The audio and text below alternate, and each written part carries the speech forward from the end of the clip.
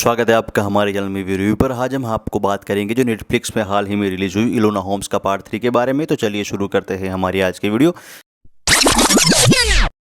है पार्ट 3 के अंदर तो पार्ट 3 का जो मेन कॉन्सेप्ट है वो काफ़ी ज़्यादा मुझे अच्छा लगा। मिस्ट्री के हिसाब से पिछली दो मूवी के हिसाब से ऑन एंड थोड़ा सा कम है, लेकिन हाँ वन टाइम शो के हिसाब से मूवी अच्छी है। कि इसके अंदर मेन कॉन्सेप्ट के भी हमारा जो मेन हीरो है शर्लक, उसके रिलेटेड थोड़ी सी कहानी इसके इर्द गिर्द घूमेगी। और देखो शुरुआत की कहानी के अंदर हमें जब इलोना की शादी होने वाली होती है, वो मन में घबरा रही होती है। जब वो कासल पर जाएगी, शादी के मंडप में जाने वाली होती है, तब डॉक्टर वॉटसन आएंगे और कहेंगे कि भाई शर्लक भी किडनैप हो चुका है और तुम्हें उन्हें ढूंढना होगा। तब वो पूरी की पूरी कहानी है वो इसके अंदर दिखाया जाएगा कि वो शर्लक को ढूंढने के आसपास इलोना किस तरह से पूरी सीक्वेंस को हैंडल या फिर जो कोई सीक्वेंस जो चलने वाले हैं उसको हैंडल करने के लिए, शर्लक को ढूंढने के लिए काफ़ी सारी चीज़ें कही कि जब उसके रूम में जाएगी तब वो अलग अलग मान लो कि मोर्स कोड, आईने पर मोर्स कोड से कुछ लिखा होगा और वो जिस तरह से आगे कहानी ढूंढेगी, लोगों से मिलेगी। और वो देखो एक मिस्ट्री टाइप की पूरी एंटायर मूवी है। आप जितना भी देखोगे आपको एक मिस्ट्री कुछ कुछ जगहों पर सॉल्व करती हुई लगेगी। आपको थोड़ा सा कॉमेडी वे के अंदर पूरी एंटायर मूवी दिखाई गई है। लेकिन मुझे एक चीज़ बात करूँ कि भाई हेनरी कैविल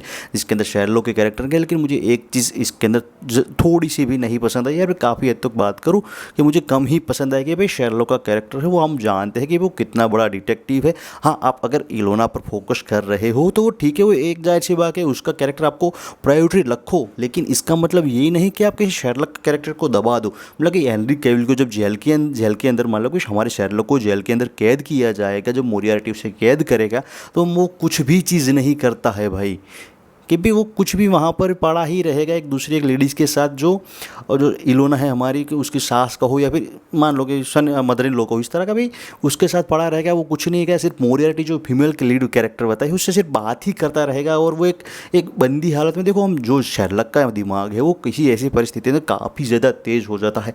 अगर आपने शेरलक का कैरेक्टर का हो कि रॉबर्ट डाउनी जूनियर ने जो शेरलक का कैरेक्टर है, अगर आप उस शेरलक के कैरेक्टर को कंसिडर कर सको या इसको भी कितना स्ट्रॉन्ग कैरेक्टर है शेरलॉक होम्स का, और वो जब वो जेल में कैद हो तो कुछ भी नहीं करता।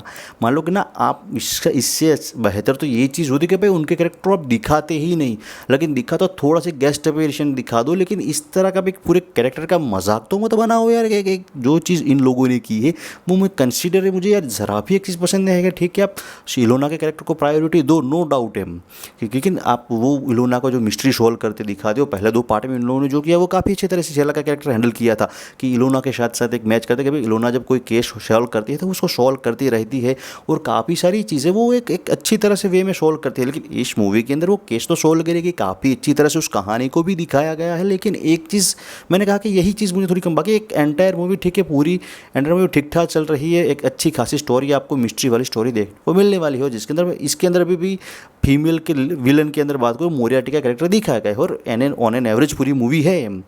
और मुझे तो देखो मैंने अपनी तरफ से एक राय रख दी, बाकी पूरी मूवी वन टाइम शो के सब काफ़ी अच्छी है। और आपको इस तरह की मूवी देखना पसंद है तो हमारे चैनल को लाइक शेयर और सब्सक्राइब कर दिया। Till then bye.